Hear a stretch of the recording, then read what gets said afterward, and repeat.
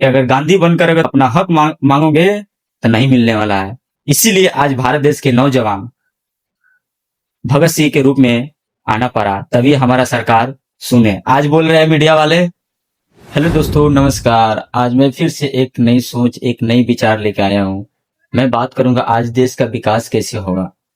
हमारे देश के आजादी के 2 साल बाद चाइना देश है जो 1 अक्टूबर 1949 ईस्वी को आजादी हुआ था। आज देखा जाए हमारे भारत देश का जो विकास है और एक चाइना देश का विकास हमारे भारत देश से कई गुना, कई साल आगे निकल चुका है। तो मैं बात करूंगा इस भारत देश में विकास न होने के सबसे बड़ा रीजन है हमारे देश में भ्रष्टाचार और अंधविश्वास, मतलब एक करप्ट लोगों से भरा पड़ा हुआ है। जब तक इस भ्रष्टाचार को नहीं खत्म करेंगे हम लोग, इस देशवासियों मिलकर, तब तक हमारा देश का विकास सच में कभी नहीं होने वाला है।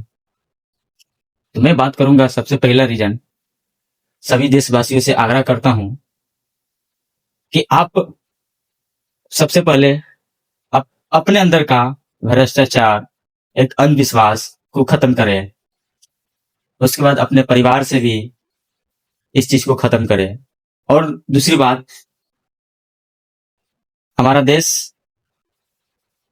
कई राज्यों से मिलकर बना हुआ है, कई गांवों से मिलकर बना हुआ है, कई जिला से मिलकर बना हुआ है, कई प्रखंड से मिलकर बना हुआ है, कई गांवों से मिलकर बना हुआ है। तभी हमारा एक देश जो भारत देश, भारत गणराज्य कहलाता है।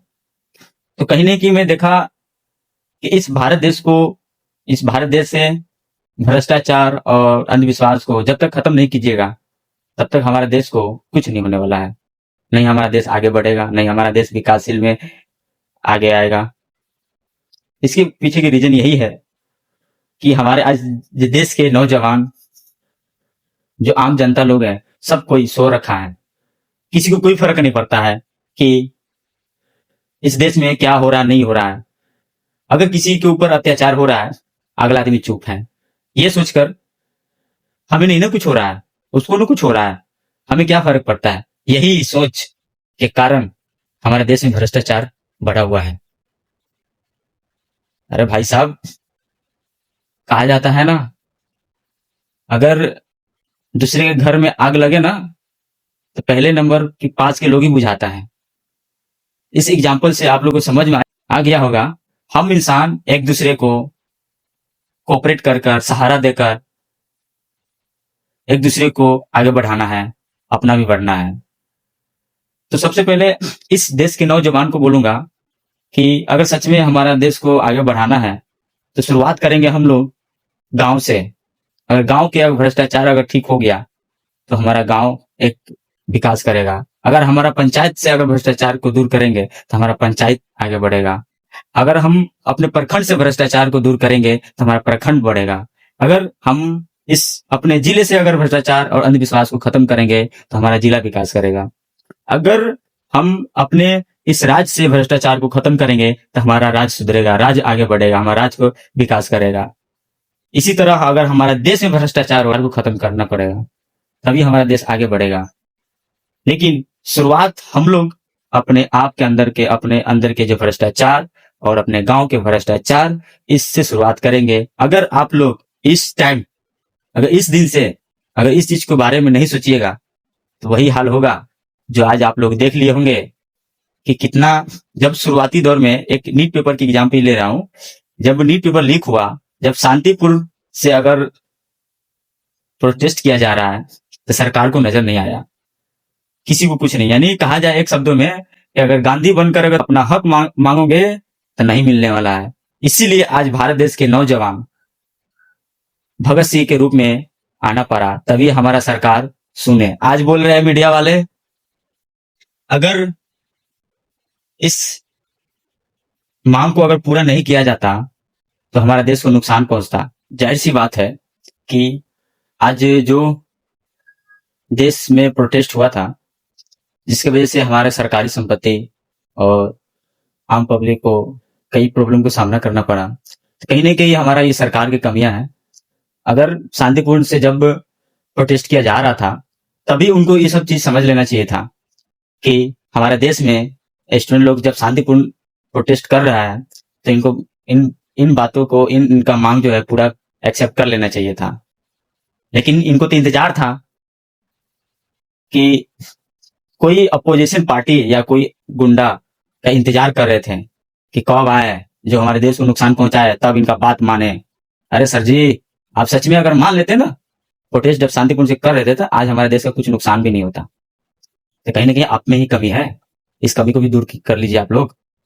कहीं ना कहीं आम जनता ही इसमें पिसता है, उनको प्रॉब्लम होता है सब चीज से। आज आप लोग जो बड़े बड़े जो लीडर लोग हैं, जो आज एसी रूम में जो बैठ कर जाए ऐश कर रहे हैं, या फिर गाड़ी में घूम रहे हैं, सरकारी गाड़ी में, तो कहीं ना कहीं आम पब्लिक का जो टैक्स जो जाता है, उससे आप लोग को सैलरी मिलता है। इसका भी कम से कम लाज रख लीजिए। तो मैं यही बोलूंगा अपने देश के नौजवानों से कि जब तक आप लोग अपने गांव से अगर भ्रष्टाचार को खत्म करना शुरुआत नहीं कीजिएगा, तब तक सच में हमारा देश आगे नहीं बढ़ेगा। क्योंकि हमारा देश का जो एक ऐसा एक ग्राम सभा जो होता है, उसका पावर सब कोई नहीं जानता है। तो आज आप लोग अपना पावर को पहचानिए, ग्राम सभा के पावर को पहचानिए, और अपने देश को बदलने में सहयोगी दे, और अपने देश को भ्रष्टाचार और अंधविश्वास से मुक्त करने में सहयोगी दे।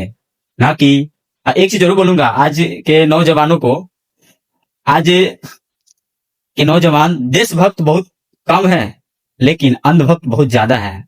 हाँ, एक चीज और मैं बोलूंगा, अगर ये इस अंधभक्त से अगर किसी को मन में ठेस पहुंचता हो, किसी धर्मवादी को, तो सॉरी भाई, मैं आप लोग को टारगेट नहीं कर रहा हूं। मैं इस सरकार से सवाल पूछ रहा हूं, अपने इस देशवासियों को जगाने का काम कर रहा हूं।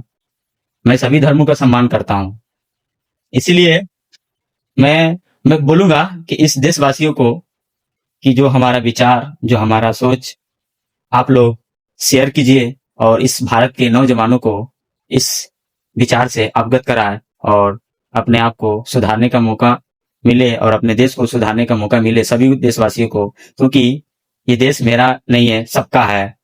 इसीलिए मैं बोलूंगा, इस देश को बचा लीजिए आप लोग, क्योंकि आप ही लोग के हाथ में है इस देश का बागडोर।